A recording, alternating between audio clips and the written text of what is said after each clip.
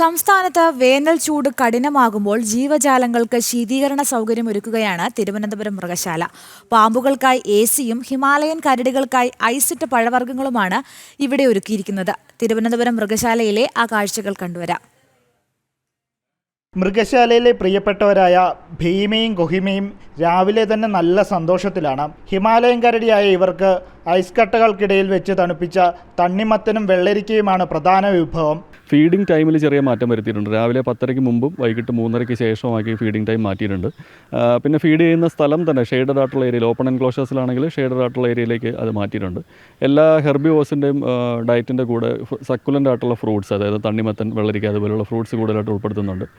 വളരെ heat sensitive ആയിട്ടുള്ള Himalayan black bear പോലുള്ള അനിമൽസിനാണെന്നുണ്ടെങ്കിൽ നമ്മൾ ഐസ് ഫ്രൂട്ടിൻ്റെ മാതൃകയിൽ ഫ്രീസ് ചെയ്തതിന് ശേഷമുള്ള ഫ്രൂട്ട്സാണ് കൊടുക്കുന്നത്. സസ്യഭുക്കുകളായ മറ്റു മൃഗങ്ങൾക്കായി പഴച്ചാറുകളും ഒരുക്കിയിട്ടുണ്ട്. നാട്ടിൽ ചൂട് കൂടുമ്പോൾ പുറത്തിറങ്ങുന്ന പാമ്പുകൾ ഇവിടെ ഫുൾ കൂളാണ്. അനാക്കോണ്ടയും രാജവെമ്പാലയും പെരുമ്പാമ്പുകളുമെല്ലാം എസിയുടെ തണുപ്പിലും വെള്ളച്ചാട്ടങ്ങളുടെ കുളിർമയിലും ശാന്തരായി വിശ്രമിക്കുന്നു. ഈ പറയും പോലെ ഈ സാധാ രീതിയിലുള്ള ഫുഡുകൾ തന്നെ അത് കൊടുക്കുന്നത്. പ്രത്യേകിച്ച് വെള്ളത്തിൻ്റെ തണുപ്പിക്കുന്ന ഒരു ഇതുണ്ട്. പിന്നെ ഇത് ഫാനുകൾ ഇട്ടിട്ടുണ്ട്.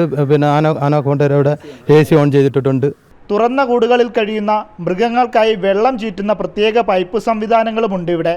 സിംഹം, കടുവ, പുള്ളിപ്പുലി എന്നിവർക്കെല്ലാം ശരീരം തണുപ്പിക്കാൻ കൃത്രിമ മഴയും ഷവറും ഒരുക്കിയിട്ടുണ്ട്.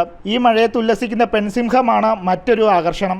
കുളി കഴിഞ്ഞാൽ ഉടൻ വിശപ്പടക്കാൻ കടുവകൾക്ക് പ്രത്യേക ഭക്ഷണവും നൽകുന്നു.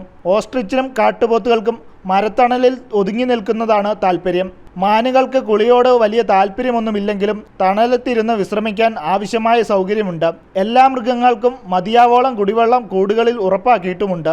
നമ്മുടെ ചൂടുകാലമായതുകൊണ്ട് അനിമൽസിൻ്റെ ചൂട് എപ്പോഴും അതിന് കൂടുതലായിരിക്കും. നമുക്ക് കൂടിനകത്ത് വെള്ളം എപ്പോഴും സംവിധാനം ഒരുക്കിയിട്ടുണ്ടാവും.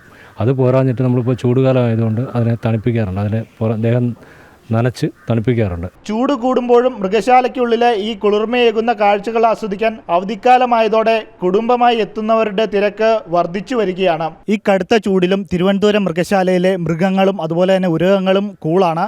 കാരണം ഈ ഉരകങ്ങൾക്കായി എസിയും അതുപോലെ തന്നെ ഹിമാലയൻ കരടിക്ക് ഉൾപ്പെടെ തണുത്ത പഴവർഗ്ഗങ്ങളുമാണ് ഇവിടെ നൽകുന്നത്.